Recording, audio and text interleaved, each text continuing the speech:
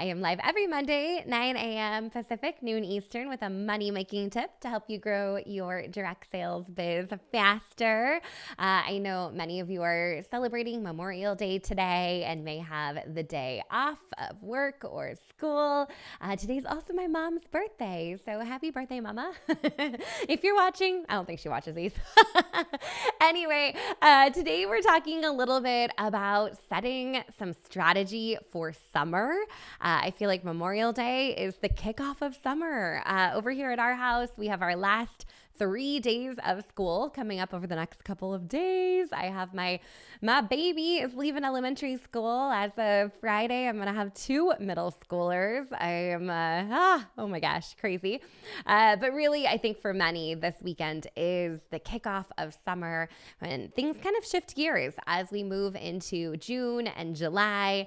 If you've been in the industry for a minute, you've heard about the J months, June and July being a little bit slower, a little bit softer on the sales side.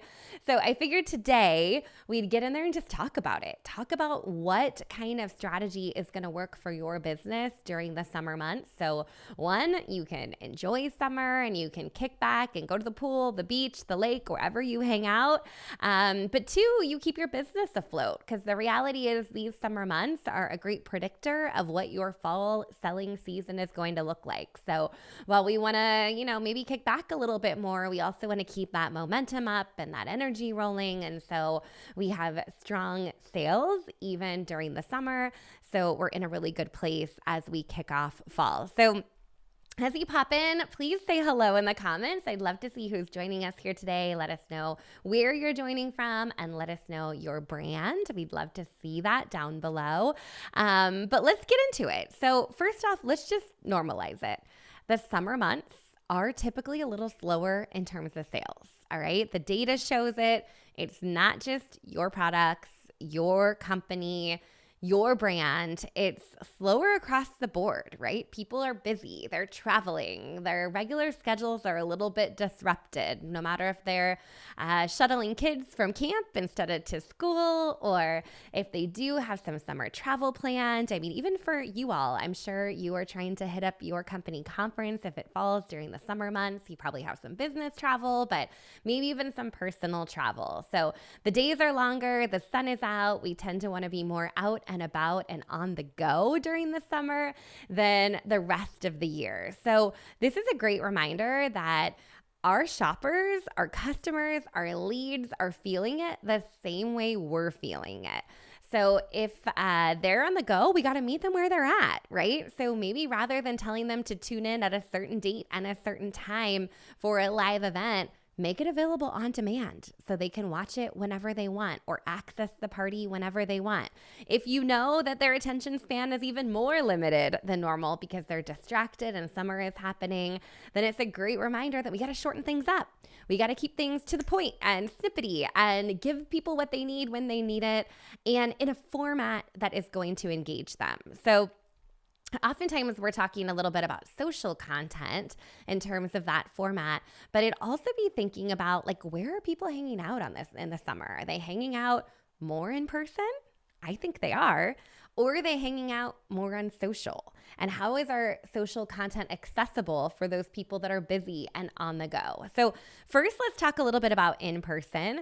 With the longer days, people tend to be out more at farmers markets and pop-up shops and by the pool. And again, kind of on the go, whether they're on vacation or in their hometown. So it's great to think about what your in-person business looks like this summer.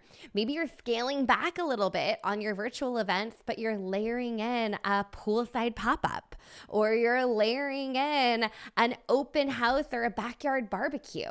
So think about the balance of in-person and social and how you want to show up and you want to create community during the summer months. And then also think about what that looks like on social, right?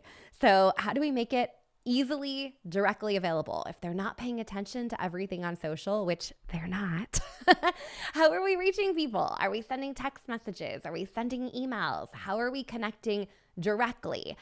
Inside our social selling action plan for the month of June, which is just about to drop, we talk a lot about sending voice memos and meeting people where they're at and having conversations during the summer months that are going to strike up conversations, strike up sales, but also plant those seeds to grow your business during the fall selling season. So oftentimes in the summer, I see direct sellers kind of go dark and retreat, and they want to take some time off, and they're like, I'll come back to my business in September. They don't come back to their business in September. It doesn't happen, right? It's really hard to rebuild that momentum or that energy that they've built through the spring. Or we see people just try to like grind harder and like push through the summer months, which leaves you feeling really burnt out and not refreshed during the fall. So a couple of things that I would think about is that people are buying differently during the summer. How do we meet them? Again, at those outdoor markets, those vendor events, how do we help them with seasonal gifts? Maybe they're looking for a Father's Day gift, which is right around the corner. Maybe they're still looking at graduation gifts or even shifting into back to school or sending, kids off to college, whatever that might look like for them. Oftentimes, your company's running some great promotions during the summer. So if they have products that have released that are summer themed, lean into that. If there are incentives for you in place, I know oftentimes companies are doing like double points for the trip incentive. Lean into those offers to really maximize your sales, but then also be able to provide something really awesome to your customers as well. The other thing that I'd love to let you think a little bit about for summer. You got a little bit of time. I know it's Memorial Day, but maybe shifting into June. Think a little bit about any of those systems that you want to build during the summer so they're working for you in the fall. So we don't want to be like building the rocket while we're riding it, right? We want to take some time during the summer to set up systems and infrastructure for your business. So when fall hits and things get busy, we have those systems working. So some of those things may be leveraging a bit more AI in your business, getting comfortable with tools like ChatGPT or Claude, and helping create those knowledge files and making sure that it is trained in your brand voice and giving you outputs that are actually usable and not just like meh, right?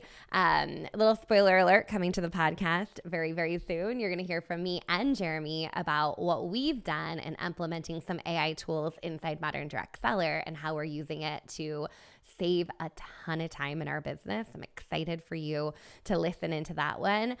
You guys know I'm going to say it, but email marketing, text marketing, your CRM, getting your contacts organized, getting people tagged, segmented, warming up your email list. So if you have a big email list and you know you want to step into email marketing, we want to warm up that list during the summer so we're good to go during the fall. Maybe you have a blog that you've been wanting to start or create content on. All of those activities that are going to really create some systems and great content for your business that's going to carry you through the fall, this would be the time to do it. It's during the summer when sales might be a little bit softer, but it's a great time to fine tune those systems. So I would challenge you to think about what the minimum viable business is for the summer, right? So maybe we're not going to do all the things in the summer because we've got travel coming up. We have kids that are in the background. We have a pool that's calling our name. But what are those things that are non-negotiables in your business? I'm a big believer that I teach a lot on the ABCs: active selling, building relationships, creating content. You can find 15 minutes of your day to focus on those things to keep things moving forward. And then maybe layer in a system that you want to test out and you want to try and you want to get working for you. So it's working for you really well when things pick up and get busy August, September, and forward. So if you are thinking about summer, you got to tune into the podcast tomorrow because we're breaking it all down. We're talking about this, but on a much bigger level, and sharing some really concrete examples of some of the shifts that I'm actually making inside our business as we approach a busy summer between, Mackenzie being in All-Stars and lots of softball happening, and Cody being in a bunch of sports camps this summer. Our travel schedule is crazy. I'm gone almost the entire month of July. And so definitely tune into the podcast tomorrow for some real life examples of what this could potentially look like for your social selling business. And if you found this video helpful, click that share button. I think there is a business bestie out there waiting to hear from you that this episode may help them with. So